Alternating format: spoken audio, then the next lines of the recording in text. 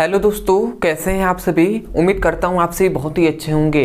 तो आज के इस वीडियो में हम पढ़ने वाले हैं क्लास 9th रसायन विज्ञान का दूसरा चैप्टर जो है क्या हमारे आसपास के पदार्थ शुद्ध हैं का तीसरा लेक्चर। तो ये इस चैप्टर का अंतिम वीडियो है। इसके बाद ये चैप्टर समाप्त हो जाएगा। तो इस लेक्चर में हम क्या देखने वाले हैं, तो सबसे पहला हम पढ़ने वाले हैं कि भौतिक परिवर्तन किसे कहते हैं, भौतिक परिवर्तन क्या होता है, इसका परिभाषा क्या होता है, एग्जाम्पल क्या होता है, पूरा हम डिटेल में डिस्कस करेंगे। उसके बाद आता है कि रासायनिक परिवर्तन क्या होता है, इसको हम जानेंगे। उसके बाद आता है तीसरा कि तत्व किसे कहते हैं और तत्वों के तीन प्रकार होते हैं, धातु, अधातु और उपधातु। तो इन तीनों का परिभाषा क्या होता है, एग्जाम्पल क्या होता है और इन तीनों का अंतर क्या होता है, इन तीनों का अंतर मतलब धातु और अधातु में क्या अंतर होता है, डिफरेंट क्या होता है या विभेद क्या होता है, उसको हम जानेंगे। उसके बाद हम जानेंगे कि यौगिक किसे कहते हैं, कंपाउंड किसे कहते हैं, इसको हम जानेंगे, इसका एग्जाम्पल जानेंगे। और उसके बाद हम जानेंगे कि यौगिक और मिश्रण में क्या अंतर होता है, इन दोनों में क्या डिफरेंट होता है, उसको हम देखेंगे। तो मैं आपको विश्वास दिलाता हूं कि बहुत ही आसानी तरीके से आपको एक एक पॉइंट समझ में आएगा और कुछ भी चीज रटना नहीं, आपको यूं ही समझ में आ जाएगा। इससे पहले मैं बता दूं, यदि आपने 2 लेक्चर इससे पहले का नहीं देखा है तो आप चैनल के प्लेलिस्ट में जाकर वहां से क्लास 9th का रसायन विज्ञान का चैप्टर वाइज सीक्वेंस में एक एक करके वीडियो को पढ़ सकते हैं। यदि आपको कुछ भी ढंग नहीं आता है तो केवल आप व्हाट्सएप पर इस नंबर पर मैसेज करके आप क्लास 9th का रसायन विज्ञान का, भौतिक विज्ञान का, जीव विज्ञान का लिंक प्राप्त कर सकते हैं और वहां से चैप्टर वाइज सीक्वेंस में एक एक करके वीडियो को पढ़ सकते हैं। तो चलिए दोस्तों अपने टॉपिक को शुरू करते हैं। तो यहां से अब हम चलिए सबसे पहले हम समझते हैं कि भौतिक परिवर्तन किसे कहते हैं। सबसे पहला हमारा यही पॉइंट आता है कि भौतिक परिवर्तन किसे कहते हैं।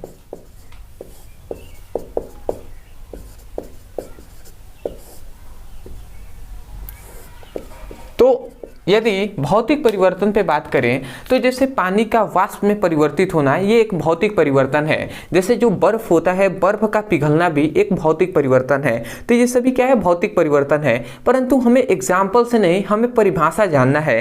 तो परिभाषा बहुत ही सिंपल है। देखिए, भौतिक परिवर्तन मतलब ऐसा कोई भी परिवर्तन, समझिएगा, ऐसा कोई भी परिवर्तन जिसमें पदार्थों की, समझिएगा, जिसमें कोई भी पदार्थ है जिसमें पदार्थों की अवस्थाओं में परिवर्तन है, अवस्थाओं में परिवर्तन हो।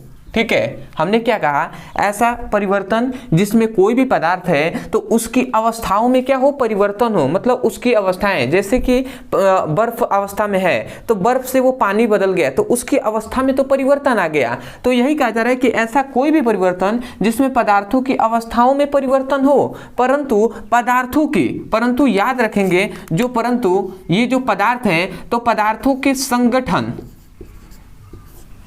मतलब कि किन किन चीजों से मिलकर, किन किन कणों से मिलकर बना है, तो वही संगठन होता है। तो भैया संगठन तथा रासायनिक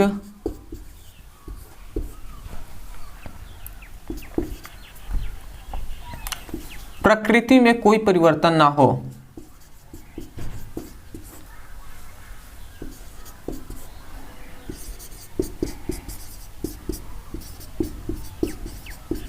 परिवर्तन ना हो। ठीक है, देखिए अब आपको डेफिनेशन याद हो जाएगा। केवल मैं अभी डेफिनेशन याद कराने के लिए इतना सब लिख रहा हूं। ठीक है, एग्जाम्पल से समझाऊंगा तो और अच्छे समझ में आएगा। मेरा मकसद है कि आपको डेफिनेशन याद हो जाए। देखिए, हमने कहा ऐसा परिवर्तन जिसमें किसी पदार्थों की अवस्थाओं में परिवर्तन हो, परंतु पदार्थों के संगठन तथा पदार्थों की रासायनिक प्रकृति में कोई परिवर्तन ना हो, तो उस परिवर्तन को हम भौतिक परिवर्तन कहते हैं। तो अभी आपको हार्ड लग रहा होगा, परंतु मेरा विश्वास कीजिए, आपको केवल क्या याद रखना है, आपको केवल यहां से डेफिनेशन याद करना है। हमने क्या कहा कि ऐसा कोई भी परिवर्तन जिसमें पदार्थों की अवस्थाओं में परिवर्तन हो, जिसमें पदार्थों की अवस्थाओं में क्या होता है, परिवर्तन होता है, परंतु पदार्थों के संगठन तथा रासायनिक प्रकृति में उसको क्या होता है, कोई भी परिवर्तन नहीं होता है, तो उसी परिवर्तन को भौतिक परिवर्तन कहते हैं। कितना आसान तरीके से आप यहां से याद कर सकते हैं। संगठन मतलब कि पदार्थ किन किन चीजों से, किन किन कणों से मिलकर बना है, तो उनके संगठन संगठन में कोई परिवर्तन नहीं होगा और उसकी रासायनिक प्रकृति, मतलब जो बर्फ होता है, बर्फ का जो बर्फ हो या पानी होता है, जल होता है,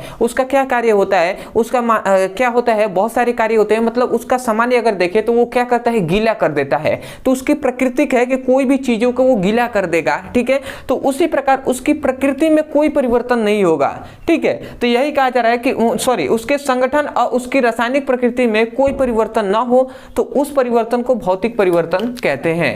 जैसे कि पानी का वाष्प में बदलना, तो पानी का वाष्प में बदलना, तो उसकी अवस्था में तो परिवर्तन हो गया, परंतु पानी जब वाष्प में परिवर्तित हो गया फिर भी उसके वो जिन जिन कणों से मिलकर बना होता है उसके कणों में कोई चेंजेस नहीं होता है। और दूसरी बात कि उसकी प्रकृति, भले ही वो वाष्प में परिवर्तित हो गया, परंतु बहुत सारे वाष्प हो, यदि पानी का ही वाष्प हो, जैसे कि मान लेते हैं जो वाष्प बन के उड़ रहा है, जैसे आप पानी को गर्म कीजिए और वहां से वाष्प बन के क्या होगा, वाष्प बन के पानी उड़ेगा, तो आप वहां पर ऊपर अपने हाथ को रखिए तो देखेंगे आपके हाथों पर पानी आ जाएगी, ठीक है। उसका मतलब क्या हुआ कि वो आपके हाथ को गीला कर रहा है, ठीक है। तो इसका मतलब क्या हुआ, उसकी प्रकृति जो है वो प्रकृति को भी परिवर्तित नहीं हो रहा है, ठीक है। तो यही हम कह सकते हैं, तो डेफिनेशन हम कह सकते हैं कि ऐसा परिवर्तन जिसमें पदार्थों की अवस्थाओं में परिवर्तन होता है परंतु उसके संगठन तथा रासायनिक प्रकृति में कोई परिवर्तन नहीं होता है, तो ऐसे परिवर्तन को भौतिक परिवर्तन कहते हैं। तो बताइए, आप यहां से डेफिनेशन बोल देंगे।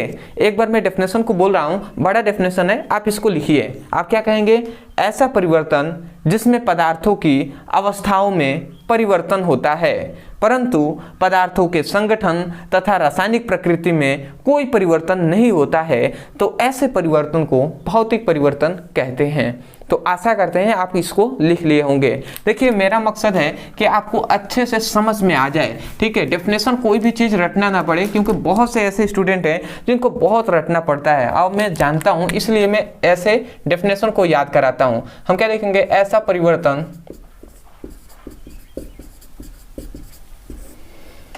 जिसमें पदार्थों की अवस्थाओं में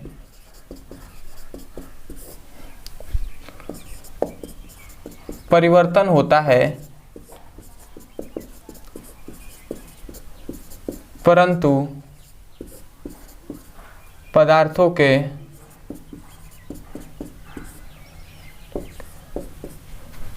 संगठन तथा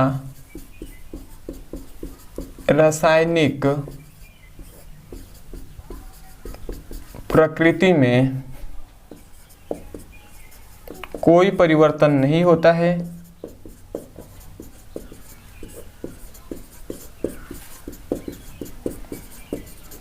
उसे भौतिक परिवर्तन कहते हैं।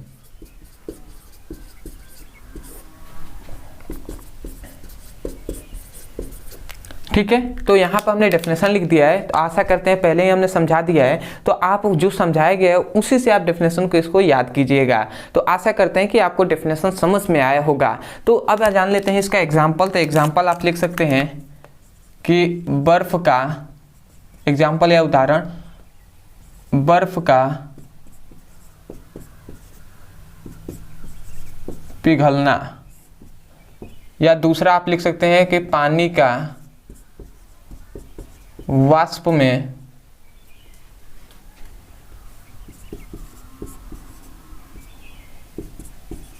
बदलना। ठीक है, तो ये सभी एग्जाम्पल है इसके, ठीक है। और भी बहुत सारे हैं, ETC आप लिख सकते हैं, इत्यादि। ठीक है, तो आशा करते हैं कि इसका परिभाषा एग्जाम्पल आप बोल देंगे। देखिए, अभी आप क्लास 9th में, इसलिए मैं डेफिनेशन को लिखा रहा हूँ, परंतु आप कोशिश कीजिए कि अपने स्वयं नोट्स बनाने का, ठीक है। जब बोला जा रहा है तो कम से कम रफ में ही इसको लिखिए। नोट्स तो हम प्रोवाइड करा ही रहे हैं, अंत में हम बताएंगे कैसे आप पा सकते हैं इन सभी का नोट्स, ठीक है। परंतु आप कोशिश कीजिए कि कम से कम रफ की कॉपी में हम प्रैक्टिस करते रहें, ठीक है। बहुत ही आगे काम आने वाला है आपके क्लास 10th में और क्लास 12th में, 11th में आप जब जाएंगे, ठीक है। सिलेबस बहुत ही बड़ा होने वाला है आपका, इसलिए मैं आपसे कह रहा हूं कि पहले से ही आप तैयार रहिए। अब आता है दूसरा, रासायनिक परिवर्तन।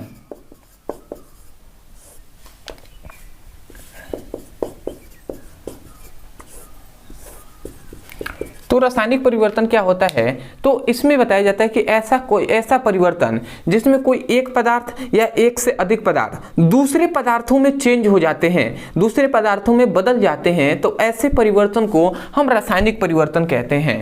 समझ में आया क्या कहा जा रहा है? हमने कहा कि ऐसा परिवर्तन, समझिएगा, ऐसा परिवर्तन जिसमें कोई एक पदार्थ हो या एक से अधिक पदार्थ हो, ठीक है, एक पदार्थ हो या एक से अधिक पदार्थ हो, तो ये क्या हो रहा है, एक या एक से अधिक पदार्थ दूसरे पदार्थों में क्या हो जाएंगे, दूसरे पदार्थों में क्या हो जाते हैं, परिवर्तित हो जाते हैं। मतलब क्या हो जा रहे हैं, परिवर्तित मतलब बदल जा रहे हैं। मतलब ऐसा परिवर्तन जिसमें कोई एक पदार्थ या एक से अधिक पदार्थ दूसरे पदार्थों में परिवर्तित हो जाते हैं या चेंज हो जाते हैं, तो ऐसे परिवर्तन को हम रासायनिक परिवर्तन कहते हैं। तो आशा करते हैं आप समझ रहे होंगे, एग्जाम्पल जब दिया जाएगा तो समझ में आएगा। पहले डेफिनेशन याद कीजिए, क्योंकि डेफिनेशन आपके लिए वेरी इंपॉर्टेंट है। तो हम कहेंगे ऐसा परिवर्तन जिसमें कोई एक या एक से अधिक पदार्थ दूसरे पदार्थों में परिवर्तित हो जाता है, तो ऐसे परिवर्तन को रासायनिक परिवर्तन कहते हैं। तो आशा करते हैं आप डेफिनेशन समझ गए होंगे। तो चलिए हम डेफिनेशन लिख दे रहे हैं, उसके बाद हम एग्जांपल से आपको समझाएंगे। हम क्या लिखेंगे, ऐसा परिवर्तन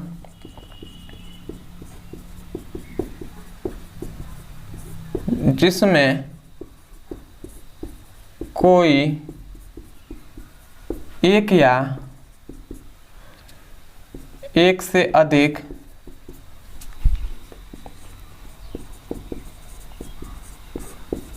पदार्थ दूसरे पदार्थों में परिवर्तित हो जाते हैं,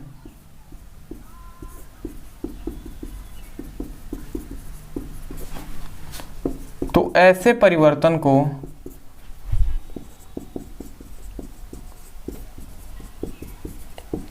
रासायनिक परिवर्तन कहते हैं। रासायनिक परिवर्तन कहते हैं। तो आशा करते हैं आप समझ रहे होंगे कि ऐसा कोई भी परिवर्तन जिसमें कोई भी एक पदार्थ या एक से अधिक पदार्थ दूसरे पदार्थों में क्या हो जाते हैं, परिवर्तित हो जाते हैं, तो ऐसे परिवर्तन को रासायनिक परिवर्तन कहते हैं। जैसे कि एग्जाम्पल से मैं यदि आपको समझाऊं, उदाहरण इसका हो जाएगा लोहे पर जंग लगना।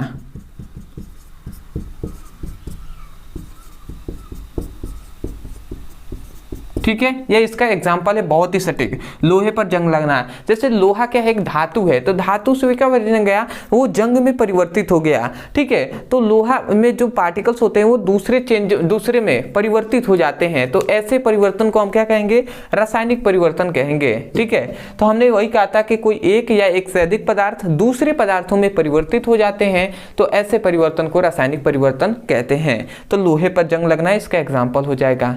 तो आशा करते हैं आप समझ होंगे।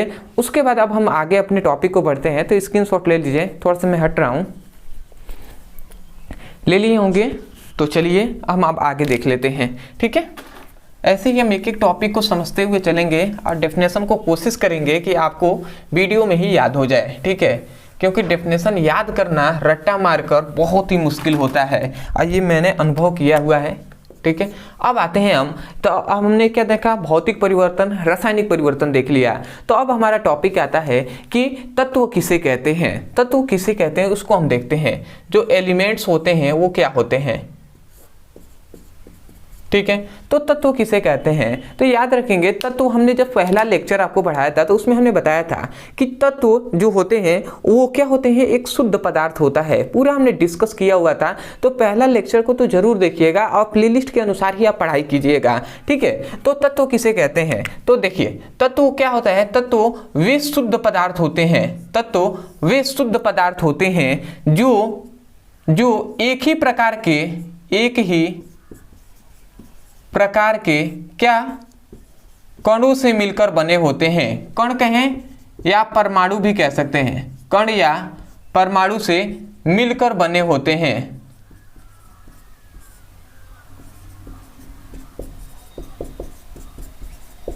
ठीक है ना, तो आशा करते हैं आप समझ रहे होंगे।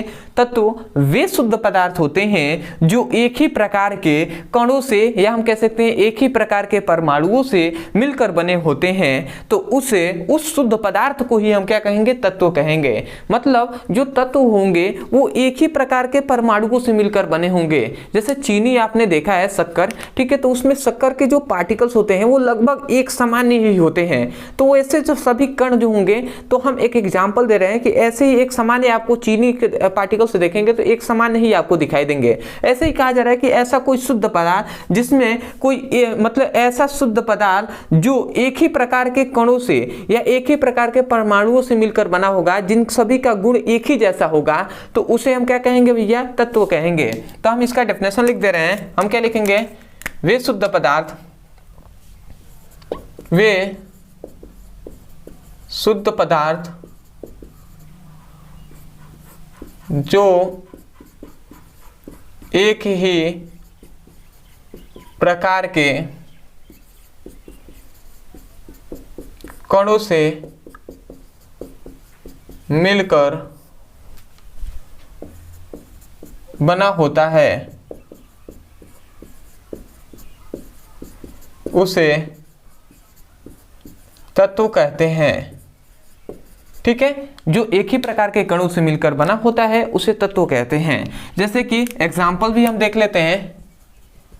तो एग्जाम्पल में आपने जितने भी एलिमेंट्स आपने देखा है तत्व, जैसे कि मतलब जो आवर्त सारणी होता है उसमें जो भी देखा है वो सभी तत्व ही है। जैसे हाइड्रोजन है, हीलियम है, लिथियम है, ठीक है, hydrogen, helium, lithium, nitrogen, oxygen, ठीक है, जो क्या होता है, कार्बन होते हैं, सल्फर होते हैं, ये सभी क्या है भैया, ये सभी तत्व ही हैं। तो आशा करते हैं आप समझ रहे होंगे। ठीक है, तो इसका एग्जाम्पल तो आप बहुत सारे देख सकते हैं। ठीक है, अगला आता है कि तत्व जो होते हैं, याद रखेंगे तत्वों के प्रकार।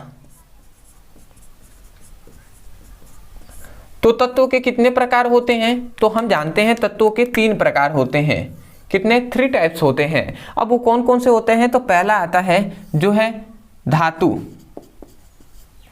ठीक है, तो सबसे पहले हम जानते हैं कि मेटल्स किसे कहते हैं, धातु क्या होता है। तो देखिए ऐसा तत्व, देखिए अब ये तत्व के ही प्रकार है ना, तो तत्व ये धातु है, धातु ये तत्व का ही प्रकार है। तो हम यही कहेंगे कि ऐसा तत्व जो विद्युत तथा उष्मा के सुचालक होते हैं उसे हम क्या कहते हैं भैया, उसे हम धातु कहते हैं। मतलब हमने क्या कहा कि ऐसा तत्व जो क्या होंगे, जो विद्युत तथा उष्मा के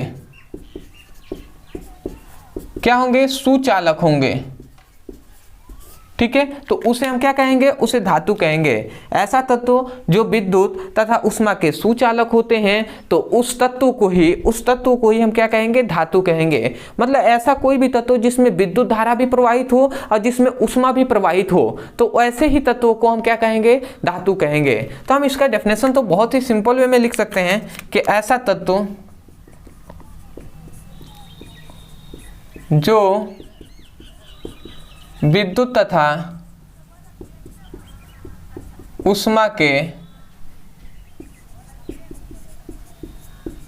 सुचालक होते हैं, धातु कहते हैं। समझ में आया ना, ऐसा तत्व जो विद्युत उष्मा के सुचालक होते हैं उसे धातु कहते हैं। ठीक है, और धातु का तो एग्जाम्पल आप जानते ही हैं। ठीक है, जैसे सोना है, एग्जाम्पल में यहाँ पे लिख दे रहा हूँ, उदाहरण जैसे सोना है, चांदी है, तांबा है, ठीक है, एल्युमिनियम है, ये एल्युमिनियम मतलब चांदी है, ठीक है, कॉपर है, ये सभी क्या है, इसके एग्जाम्पल हैं। किसके, तो ये धातु के एग्जाम्पल हैं। तो आशा करते हैं आप समझ रहे होंगे। अगला आता है कि अधातु किसे कहते हैं। दूसरा इसका प्रकार होता है जो है अधातु। किसके प्रकार? तो तत्वों के ही प्रकार होते हैं। कितने? 3। पहला धातु, दूसरा अधातु।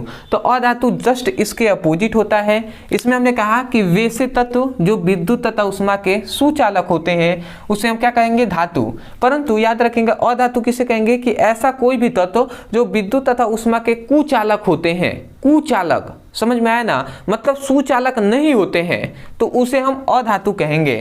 तो हम इसका डेफिनेशन लिख दे रहे हैं कि ऐसा तत्व जो विद्युत तथा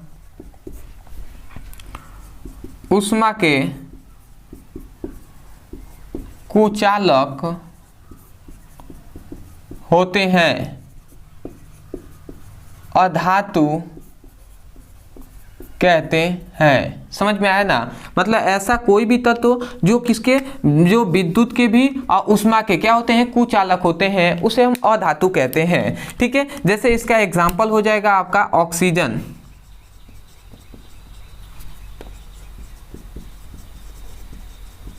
ठीक है, जो क्या हो जाएगा? नाइट्रोजन हो जाएगा,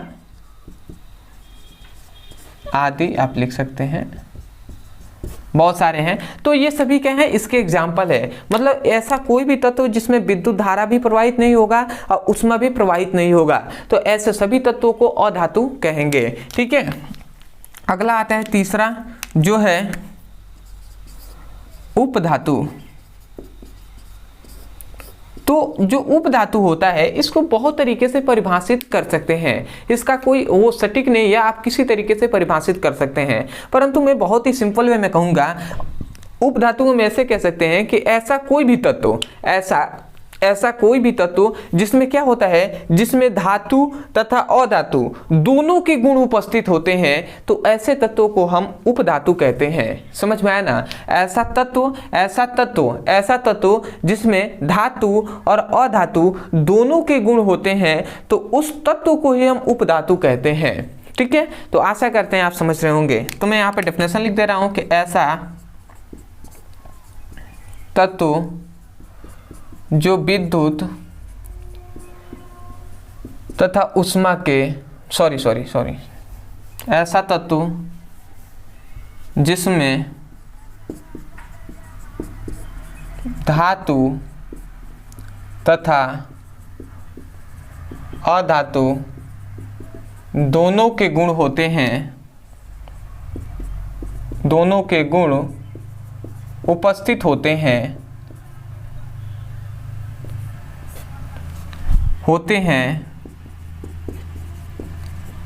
उसे उपधातु कहते हैं। तो आशा करते हैं आप समझ रहे होंगे। ऐसा तत्व जिसमें धातु और अधातु दोनों के गुण क्या होते हैं? उपस्थित होते हैं, तो उसे हम उपधातु कहते हैं। इसका एग्जाम्पल तो आप समझते ही होंगे, जो भी सिलिकॉन है। ठीक है, इसका मैं एग्जाम्पल यहाँ पे लिख दे रहा हूँ। ठीक है, जर्मेनियम, सिलिकॉन, ETC, उपधातु तो केवल 7 ही होते हैं। ठीक है, तो ये सभी क्या है? इसके एग्जाम्पल है। तो आशा करते हैं कि धातु, अधातु और उपधातु भी आपको अच्छे से समझ में आ गया होगा। तो सबसे पहले आप इसका स्क्रीनशॉट ले लीजिए। इसके बाद हम इसके आगे जो टॉपिक है उसको देखते हैं। ठीक है, कि जो क्या होता है धातु और अधातु में क्या डिफरेंट होता है। तो स्क्रीनशॉट ले लीजिए। ले लिए हैं? चलिए, ठीक है। ये कहाँ चला गया भाई? गिर क्या रहे हैं वो? क्या किया जाए? ठीक है, आगे हम टॉपिक को देखेंगे, ऐसे ही एक एक चैप्टर को समाप्त करेंगे। अब मैं आपको विश्वास दिलाता हूं कि बहुत ही आसानी तरीके से आपको पूरा सिलेबस कंप्लीट कराया जाएगा। ठीक है, जो क्या होता है, जो हमको विश्वास है कि लगभग 2 से ढाई महीने में आपके पूरे सिलेबस को कंप्लीट करा दिया जाएगा। ठीक है, साल भर तो बहुत ज़्यादा है, परंतु 2 से ढाई महीने अगर आप हमसे जुड़े रहें तो आपका पूरा चैप्टर कंप्लीट कराया जाएगा। उसके बाद इंपॉर्टेंट क्वेश्चन भी कराया जाएगा यदि आपको कमेंट्स आता है तो। ठीक है, और ऐसे ही प्लेलिस्ट के अनुसार आप पढ़ाई करते रहिएगा। और वीडियो के अंत में जब आप समाप्त हो जाए तो आप जरूर कमेंट सेक्शन में बताइएगा कि हाँ आपको वीडियो कैसा लगा है। ठीक है ना, तो आगे हम बढ़ते हैं। तो अब हम देख लेते हैं कि धातु तथा अधातु में अंतर, या अंतर ना कहकर आपको विभेद भी कह सकता है। ठीक है, तो अब इसको हम देखते हैं। तो देखिए ये जो क्वेश्चन है ये बहुत ही इंपॉर्टेंट है। जो अधातु, धातु और उपधातु था वैसे ही ये भी आपका इंपॉर्टेंट है, तो इसको आपको तैयार करके ही जाना है। थोड़ा सा मैं एक इसके लिए डिफरेंट यदि पढ़ना है तो हम इस तरीके से 2 लाइन बना लेते हैं। एक तरफ हम लिख देते हैं धातु और एक तरफ हम लिख देते हैं अधातु। ठीक है, तो हम ज़्यादा नहीं 2, 3, 4 डिस्कस करेंगे जो इंपॉर्टेंट है। तो धातु किसे कहते हैं, तो अभी हमने जाना धातु जो होते हैं उसमें विद्युत और ऊष्मा के सुचालक होते हैं। तो सबसे पहले हम यही लिखेंगे कि यह विद्युत तथा ऊष्मा के क्या होते हैं, सुचालक होते हैं। और ये क्या होते हैं, जो अधातु होते हैं ये विद्युत और ऊष्मा के कुचालक होते हैं। जस्ट इसके अपोजिट, ये सुचालक ये कुचालक। तो हम क्या लिखेंगे, यह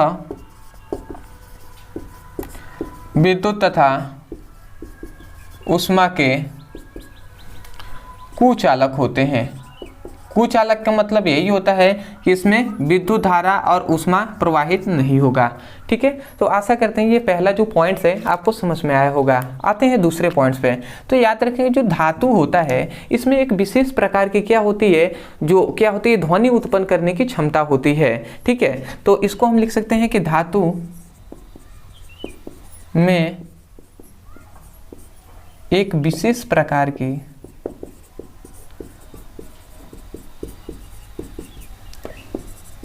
ध्वनि उत्पन्न करने के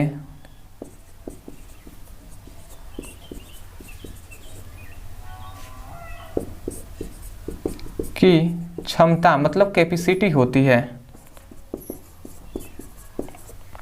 और जो अधातु होता है इसमें एक विशेष प्रकार की जो क्या होती है, ध्वनि होती है, साउंड होता है, उसको विशेष प्रकार के उत्पन्न करने की क्षमता नहीं होती। होती तो है परंतु बहुत ही कम होती है। ठीक है, धातुओं की तुलना में बहुत ही कम होती है।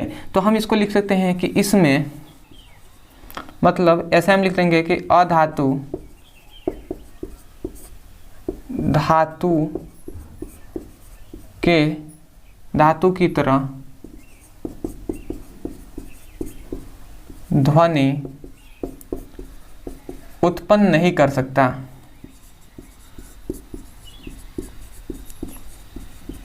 ठीक है, तो ये आपका दो क्या हो गया, जो डिफरेंट हो गया। अगला आते हैं तीसरा। तो जो धातु होता है इसमें एक विशेष प्रकार की चमक होती है। ठीक है, जो धातु होता है ये एक विशेष प्रकार की चमक होती है। और ये जैसे कि जो चांदी होता है वो आपका चमकने लगता है। ठीक है, तो उसमें एक विशेष प्रकार की चमक होता है। जो सोना होता है उसमें भी विशेष प्रकार की चमक होता है। तो ये जो सोना है या चांदी है ये किसके एग्जाम्पल है, तो एग्जाम्पल तो जो मेटल है इसका ही ना है, धातु का ही है। तो हम लिखेंगे कि इसमें एक विशेष प्रकार की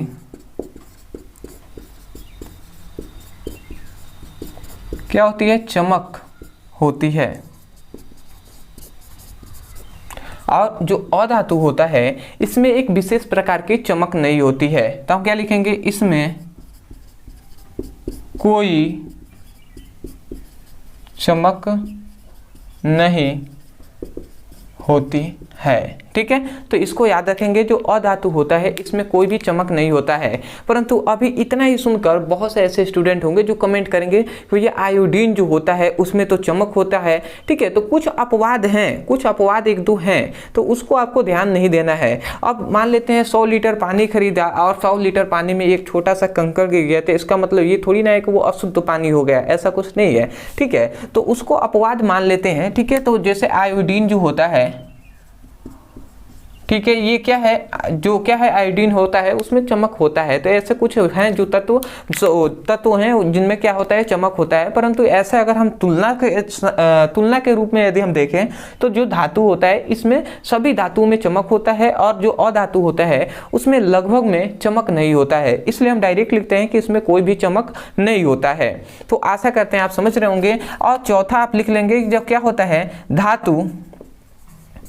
धातु क्या करता है, अम्लों से क्रिया करके अम्लों से क्या करके, क्रिया करके हाइड्रोजन गैस मुक्त करता है। इसको आपको लिखना है कि धातु अम्लों से क्रिया करके हाइड्रोजन गैस मुक्त करता है। और जो अधातु होता है,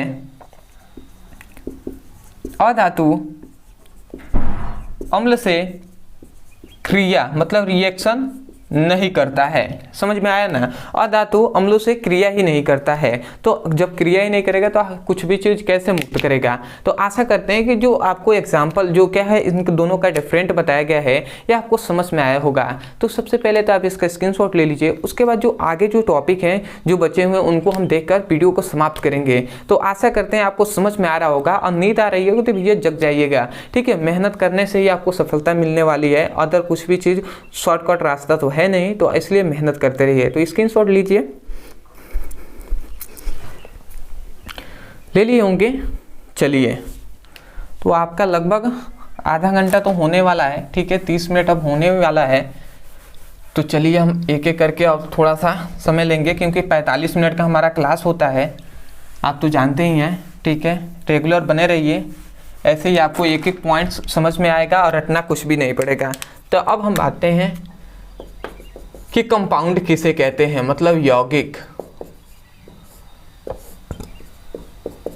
तो बताइए यौगिक किसे कहते हैं? तो वेरी सिंपल है, यौगिक किसे कहते हैं? तो देखिए, जब दो या दो से अधिक पदार्थों को एक निश्चित अनुपात में मिलाया जाएगा तो जो बना पदार्थ होगा वो यौगिक होगा। मतलब एक निश्चित अनुपात में बनाया जाएगा। तो हम इसका डेफिनेशन लिख देंगे। चलिए हम डेफिनेशन से लिख कर समझाते हैं। तो हम लिखेंगे जब दो या दो से अधिक यौगिक, जब दो या दो से अधिक पदार्थ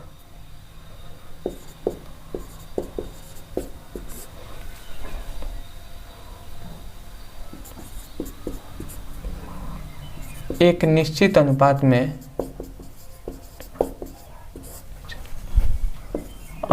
में मिलाया जाता है तो बना पदार्थ क्या कहलाता है? यौगिक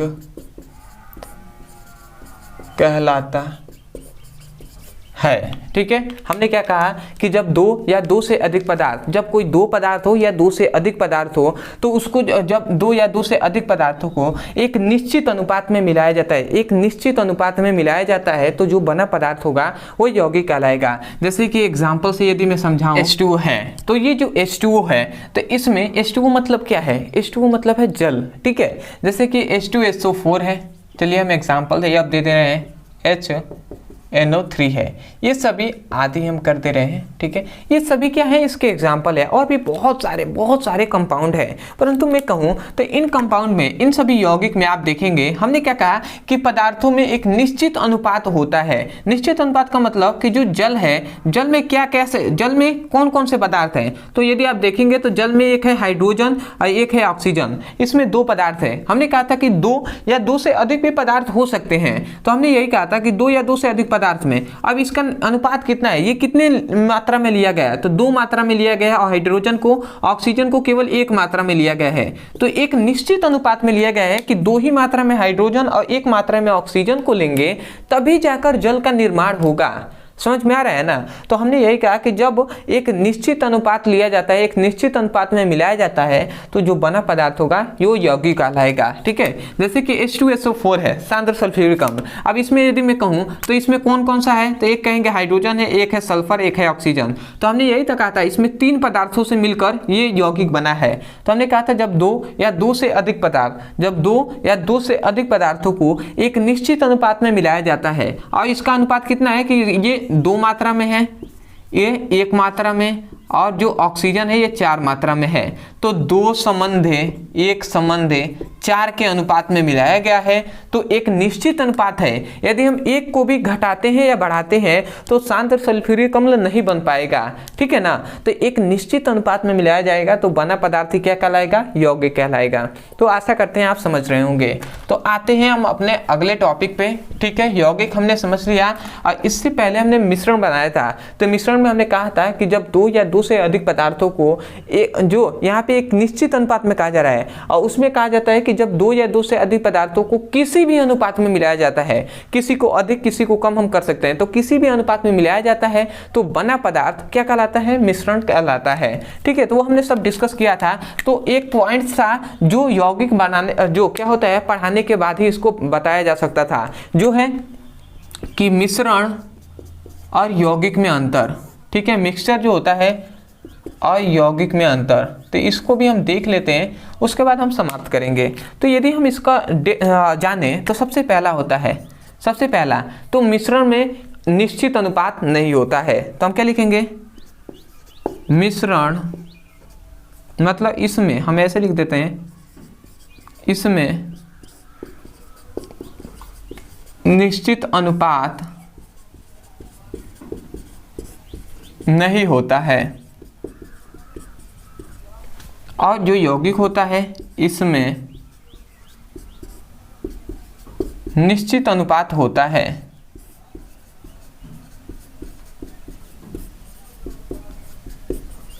किसका निश्चित अनुपात, मतलब पदार्थों का निश्चित अनुपात इसमें होता है, इसमें पदार्थों का निश्चित अनुपात नहीं होता है।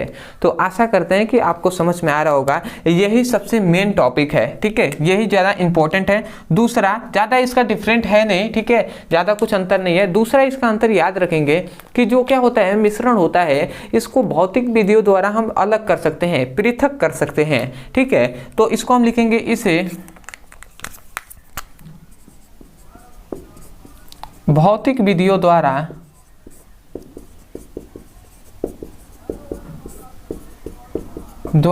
क्या किया जा सकता है, अलग किया जा सकता है, ठीक है। और जो यौगिक होता है इसे हम भौतिक विधियों द्वारा अलग नहीं कर सकते हैं। तो इसे हम लिखेंगे, इसे भौतिक विधियों द्वारा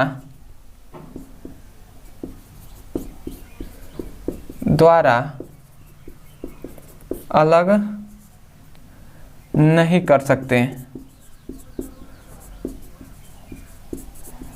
ठीक है। तो आशा करते हैं कि आपको समझ में आया होगा। इसका एग्जाम्पल जो क्या हो जाएगा, पानी और चीनी का मिश्रण या पानी प्लस नमक का मिश्रण, ये सभी इसके एग्जाम्पल हैं। और इसका एग्जाम्पल तो आप जानते हैं, ये सभी हैं, ठीक है, H2O है, ठीक है। तो यदि मैं कहूँ, जैसे हमने कहा कि भौतिक विधियों द्वारा अलग नहीं किया जा सकता, भौतिक विधियों द्वारा मान लेते हैं पानी और चीनी को एक में मिला दिया गया है, घोल दिया गया है, और अब इसको अलग करना है चीनी को और पानी को। तो हम क्या करेंगे, इसको गर्म करेंगे। तो गर्म करना एक भौतिक विधि हो जाएगी, तो हम अलग कर सकते हैं। चीनी क्या हो जाएगा, चीनी नीचे ही बैठ जाएगा, जो पानी होगा वो जलती वाष्प में परिवर्तित हो जाएगा, ठीक है, जब 100 डिग्री सेल्सियस तापमान होगा। तो इसको हम क्या कर सकते हैं, अलग कर सकते हैं चीनी और पानी को, ठीक है। परंतु जो यौगिक है, यौगिक मतलब जल है, तो जल में क्या है, हाइड्रोजन है, ऑक्सीजन को, और इन दोनों को यदि हम गर्म करते हैं, मतलब जल को यदि हम गर्म करते हैं तो हाइड्रोजन और ऑक्सीजन को अलग कर पाएंगे, तो ऐसा संभव नहीं है। तो आशा करते हैं कि आपको समझ में आया होगा। जो भी टॉपिक पढ़ाए गए हैं यहाँ पे सभी टॉपिक आपको समझ में आए होंगे। तो सबसे पहले तो मैं यही कहूँगा, आपको कुछ बातें हैं जो बहुत ही इंपॉर्टेंट है, जानना चाहिए। सबसे पहला तो चैनल से जरूर जुड़े रहिएगा, ठीक है, क्योंकि चैनल पे आप जानते हैं, चैनल को सब्सक्राइब किए रहेंगे तो आगे जितने भी वीडियो अपलोड होंगे वो सबसे पहले आपके पास पहुंचेंगे, ठीक है। और दूसरा हमारा भी सपोर्ट होगा, ठीक है। आपका जो छोटा सा ये हम सभी का चैनल है, ये सभी थोड़ा सा ग्रो करेगा तो सबका अच्छा है, ठीक है। दूसरी बात, बहुत से ऐसे स्टूडेंट हैं जो चाहते हैं कि क्लास 9th का फिजिक्स केमिस्ट्री का